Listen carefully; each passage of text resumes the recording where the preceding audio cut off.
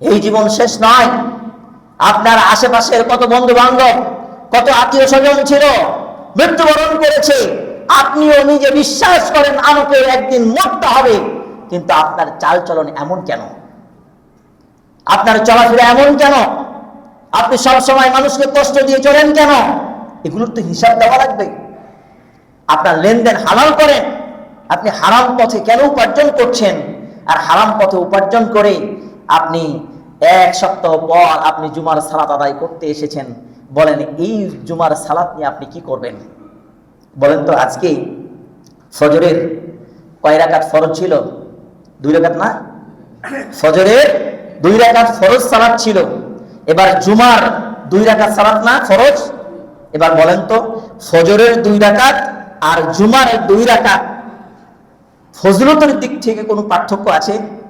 ওইটাও ফরজ, এটাও ফরজ, ফজিলত একই। তাহলে আপনার কাছে ফজরের নামাজ গুরুত্ব মনে হলো না, কিন্তু জুমার 2 রাকাত সালাতের গুরুত্ব মনে হলো কেন? কারণটা কি? কি কারণ? কারণ একটা আছে, সেটা কি? ওই যে আমরা অনেক সময় বলি না, আর এই মানুষটা এত খারাপ যে জুমার নামাজটাও পড়ে না, তার মানে জুমার নামাজ পড়লে তার 1 সপ্তাহ নামাজ হয়ে গেল, আর পড়া লাগবে না।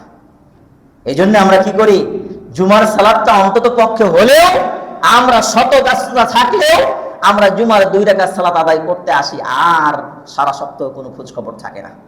সম্মানিত উপস্থিতি, এভাবেই আপনার দিনগুলো চলে যাচ্ছে। আপনি মৃত্যুর দিকে আপনি আগাচ্ছেন। আপনি মনে করছেন আপনার বয়স বৃদ্ধি হচ্ছে, না, আপনার বয়স কমছে, আপনার বয়স কমে যাচ্ছে। আপনার 50 বছর যদি হায়াত থাকে, এখন বর্তমান সময় আপনার বয়স 30, তার মানে আর মাত্র 20 বছর আছে। সম্মানিত উপস্থিতি, এই জন্য আমার বয়স বেড়ে যাচ্ছে এটা বলার কোনো সুযোগ নেই। আমার যত সেকেন্ড, যত ঘন্টা, যত দিন যাচ্ছে আমার বয়স কমে যাচ্ছে। এভাবে করতে করতে শয়তানের প্ররোচনায় পড়ে আমার মৃত্যুটা কখন জানি কোন সময় চলে আসে আমি বুঝতেও পারবো না। সম্মানিত উপস্থিতি, এই জন্যে ক্ষণস্থায়ী জীবন, এই জীবন ক্ষণস্থায়ী জীবন। কয়দিন? এই দেখতে দেখতে 30-40 বছর চলে গেল, আর হয়তো বা কয়দিন যে বাঁচবো নিজেও জানি না। নিশ্চিত করে কেউ বলতে পারবেন যে আরো আমি 20 বছর বাঁচবো? বলতে পারবো কেউ? বলতে পারবো না। সম্মানিত উপস্থিতি, এই জন্যে আপনাদেরকে এটাই উদাত্ত আহ্বান জানাবো, একটু যদি আমরা সচেতন মুসলিম হই, তাহলে আমাদের কাছে ইসলামটা একেবারে সহজ হয়ে যাবে। একটু সচেতন হতে হবে। দেখেন, জুমার নামাজ পড়ে গেলাম, এবার হয়তোবা যারা ব্যবসা বাণিজ্য করছেন তারা হয়তোবা দোকানটা খুলবেন। এবার আপনি এখন থেকে আসর কতক্ষণ আপনি ব্যবসা বাণিজ্য করবেন? এই মোটামুটি 2 থেকে আড়াই ঘন্টা করতে পাবেন। এবার মাঝখানে আপনি 15-20টা মিনিট যদি আপনি শুধু সালাতের সময় এসে যদি নামাজটা পড়ে যদি আবার যদি ব্যবসাটা শুরু করতে পারেন, তাহলেই তো আপনার জীবন ধন্য। কিন্তু এই যে এই 15-20টা মিনিট আমরা সময় বের করতে পারি না। সম্মানিত উপস্থিতি, এই জন্য একটু যদি আমরা সচেতন হই, আমরা আমাদের জবানটাকে একটু চেষ্টা করব যে যেখানে প্রয়োজন সেখানে ব্যবহার করব, যেখানে প্রয়োজন নাই এখানে চুপ থাকবো। কারণ পৃথিবীতে অধিকাংশ পাপ কাজগুলো মুখের দ্বারা হয়। অধিকাংশ পাপগুলো মুখের দ্বারা হয়। গীবত, পরনিন্দা, মিথ্যা কথা, চুগলখড়ি, তারপরে মানুষকে গালিগালাজ, বেশিরভাগ পাপ মুখ দিয়ে হয়।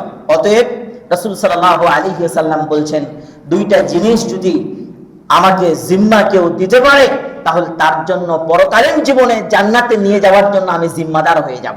সুবহানাল্লাহ। 2টা জিনিস কি? একটা হচ্ছে জবান, মুখ, এই মুখটাকে কন্ট্রোল করতে হবে। আর একটা হচ্ছে লজ্জা স্থান। এই 2টা জিনিসকে আপনাকে হেফাজত করতে হবে, এবং এই 2টা জিনিসের মাধ্যমে মোটামুটি ধরা যায় 99% কি হয়? গুনাহ হয়, পাপ হয়। অতএব খুতবার শেষ লগ্নে এসে আপনাদেরকে এটাই উদাত্ত আহ্বান জানাবো, ক্ষণস্থায়ী জীবনে আমরা ছিলাম না, এসেছি, আবার থাকবো না। অতএব আমাদের জীবনটা যদি হেলায় ধুলায় যদি শেষ করে দিই, তাহলে এই জীবন পরকালীন জীবনে আমাদের জন্য কাল হয়ে দাঁড়াবে। অতএব আল্লাহ সুবহানাহু ওয়া তাআলার কাছে এই তৌফিক কামনা করছি, আল্লাহ সুবহানাহু ওয়া তাআলা যেন আমাদের সকলকে শয়তানের প্ররোচনা থেকে বেঁচে থেকে যেন আমরা পরকালীন জীবনে জান্নাতি মানুষ হয়ে যেন আমরা মৃত্যুবরণ করতে পারি। আল্লাহ আমাদের সকলকে সেই তৌফিক দান করুন, আল্লাহুম্মা আমিন। এই আশা আকাঙ্ক্ষা ব্যক্ত করে আজকের আলোচনা এখানে শেষ করলাম। বারাকাল্লাহু ফিকুম।